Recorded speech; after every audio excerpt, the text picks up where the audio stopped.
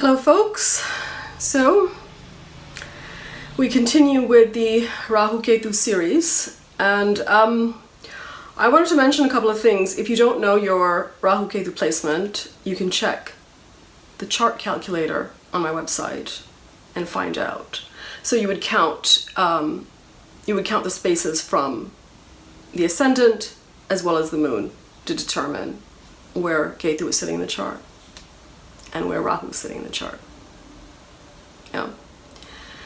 So let's talk about Ketu in the 8th and Rahu in the 2nd house.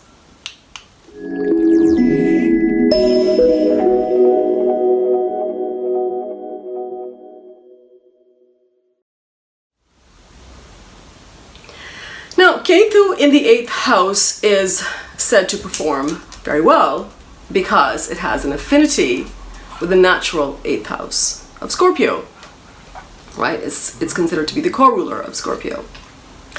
The nature of Ketu, in fact, resembles Scorpio in many ways, because you've got the backdrop of occult, mystery, death, rebirth, the inner world, and of course, complexity.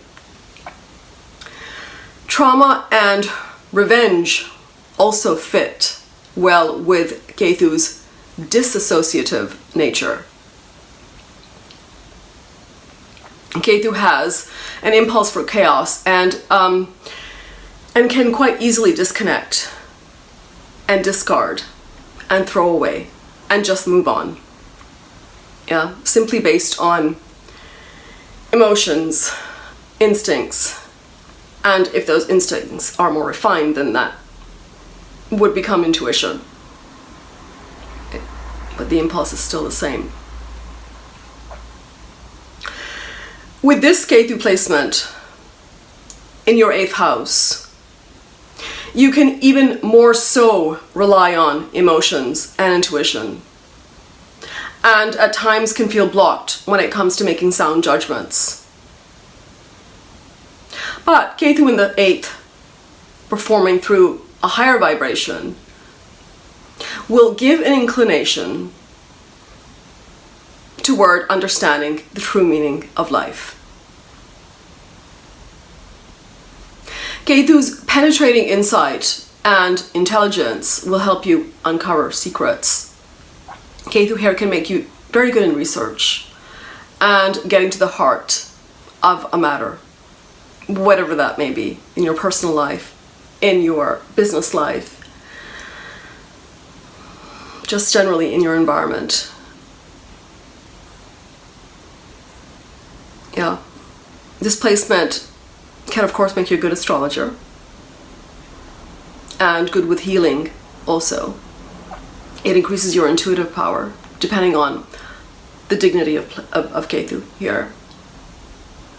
The house of occult is, as we know, it's the 8th house. So even if you don't have an interest in that, you will build an interest towards it if you're going through the Rahu Ketu Dasha. That will get activated and it will spark an interest. And if it does get activated, your ability to access the occult and such subjects is quite good. It'll come to you easily. You will be able to learn it easily. Ketu in the 8th also gives a determination to succeed in life, just with every endeavor. It can, however, as I mentioned, give you a complex nature, similar to Scorpio, and make you sort of a loner, not easily understood by others.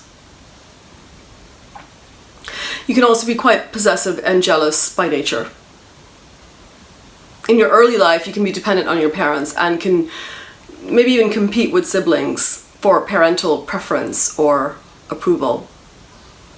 Now, Ketu, if situated in a fixed sign, can make you very stubborn also with this placement and find adjusting and compromising to be difficult. Yeah. Ketu in the 8th can of course bring health issues, and often they tend to be difficult to diagnose Again, because this is the natural, like this is Scorpio's house. So things tend to get hidden. But again, if it's a dignified placement, and especially if there's Jupiter's aspect, you will be able to get to the bottom of it very easily and intuitively.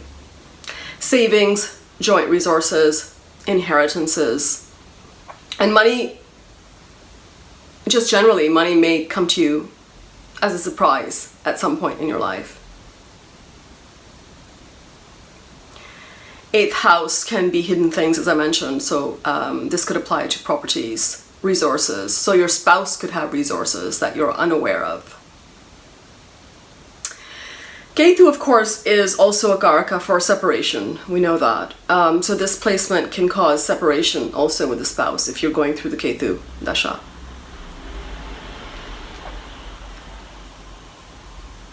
Ketu in the 8th is good in the sense that if you have accidents, right, like sudden events, such as an accident, you can be saved from them. Especially if there's a Jupiter aspect. So in that way, it's a blessing. 8th house, as we know, is the house of endings, right? Death, rebirth. So your death experience can be instant with this placement. It can also have some mysterious circumstances surrounding it. Yeah. 8th house is also the house for regeneration. So you would be very good at this. Again, provided that it's a dignified Ketu and it's got Jupiter's aspect. This will come to you naturally. 8th house is also about support you receive from others, including moral, spiritual, physical, financial, any kind of support. It's about heritage. It's also about taxes, about testaments, insurance, legacy, things like that. So these areas of life can bring good fortune at some point in your life, especially if that Ketu is activated by Dasha, right? It's possible to get wealth from inheritances, but but you may not be able to utilize this, or you may scatter this wealth for like some emergency purpose could come up, especially if you get this wealth in your earlier years, right? I think after mid-40s, perhaps not so much. You would be more, there would be a more tendency to be more cautious. But before that, be watchful of the Ketu's, like the Ketu scattering tendencies, right? Which apply to every house that Ketu sits in, really. Your ability to transform and your ability to regenerate, as I mentioned, is especially strong with this Ketu. If it's well placed, obviously, in a supportive Rashi, for example, especially in a water or fire house. Yeah. With this Ketu placement, you don't like to follow rules. You can also have a low drive and inspiration with this placement. Of course, we have to see the Dharma Trikona as well as Mars in the chart, right? Because Mars is a natural ruler of Scorpio also. Moving toward the Rahu place in the 2nd house will balance this to a large degree. If you're married, Ketu in the 8th can show detachment from the in-laws and maybe even very low expectations from the in-laws. They may not be as supportive as you would like. But because Rahu is in the 2nd, which is an excellent placement, you can make your own family a bigger priority than your in-laws. And so perhaps that's what's going on. You also want to make your own money and don't want to depend on others. So a well-placed Ketu here can help you do that. 8th house, of course, is the house of surgeries also. Sudden illnesses, surgery. So as I mentioned before, and I've talked about this. I've talked about this in the intro video. If you have this placement, it's very easy to get misdiagnosed, or an illness can go undetected also. Of course, we have to see the 8th Lord and Saturn's position to understand the results, and of course the dasha sequence, right? What you're going through when you're going through it. With this placement, you can use lust and desire as a sort of currency to get what you want. Yeah. This Ketu placement can also bring STDs, maybe too many sexual affairs, so be watchful for that when Ketu gets triggered in its dasha or transit. 8th house is also the house of solitude, right? Mysteries, secrets. So Ketu can bring a great degree of solitude in its dasha.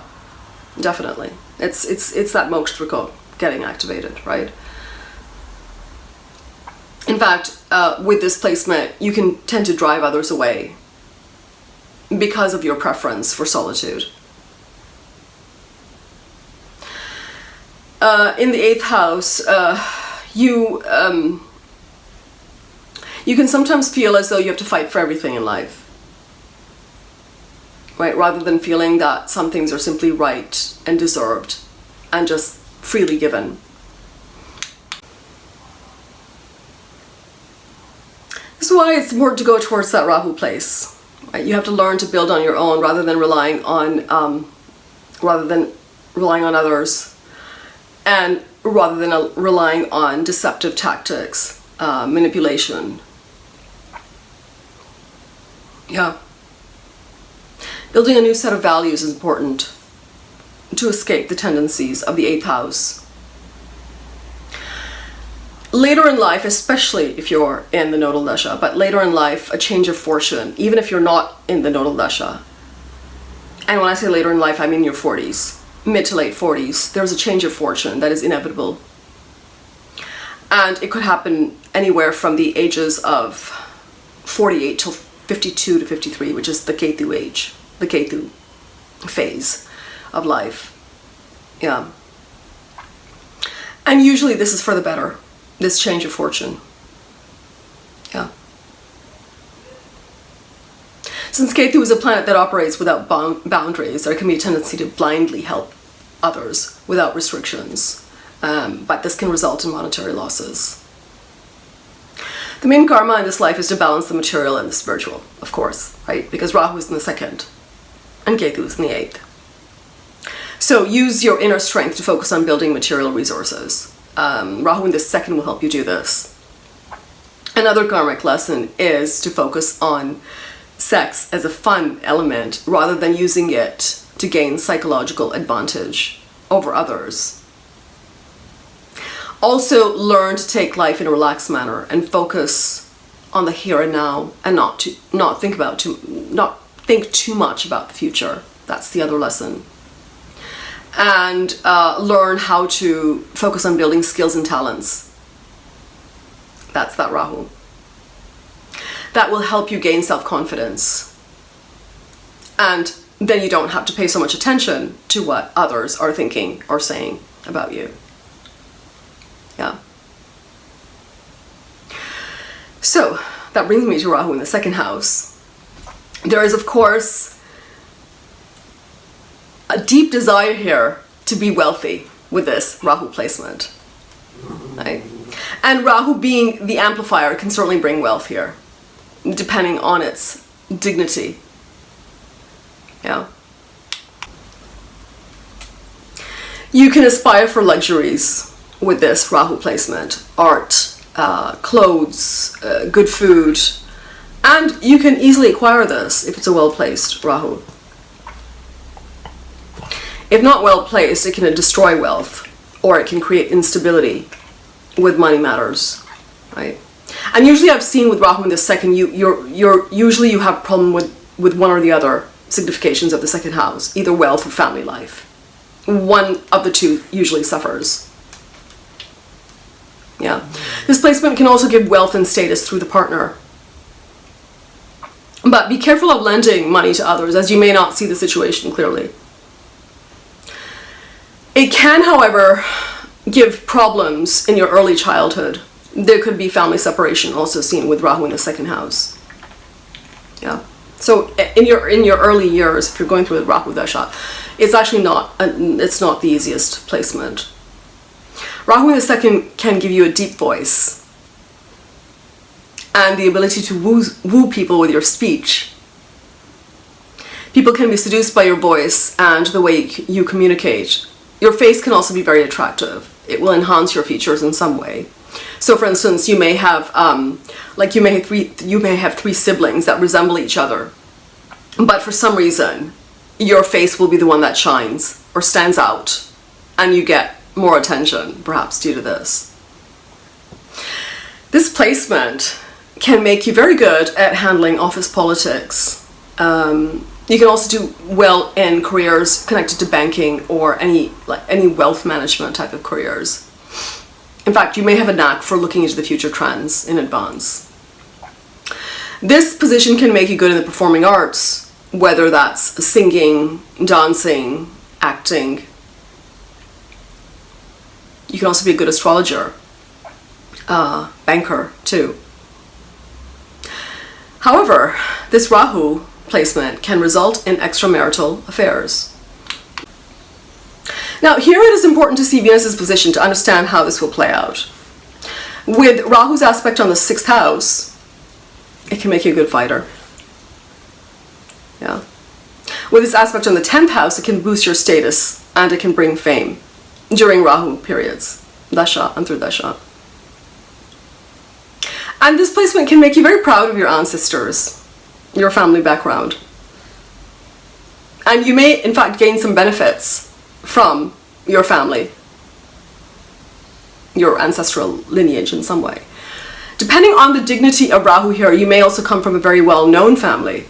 And you also, therefore, may have a very high opinion of yourself, simply based on your background, family background. Yeah. But this Rahu placement can bring separation with a close family member. If it's well placed, and Venus is also well placed, then you can earn money without any issue, with ease, and gain wealth without much struggle. In fact, it's a good placement for material well-being. But the problem that often arises is that the desires just never seem to end with this Rahu placement in Venus's house. So this can lead to a lot of greed, resulting eventually in a downfall. But this Rahu placement, no doubt, will make you very intense about getting what you want, and often you will. If operating from a higher vibration, this Rahu can give you a love of truth and righteous path, as well as a charitable disposition too. Yeah. So, that's all for now. Hope you enjoyed that. If you did, don't forget to like, share, and subscribe. Thank you, folks. Cheers.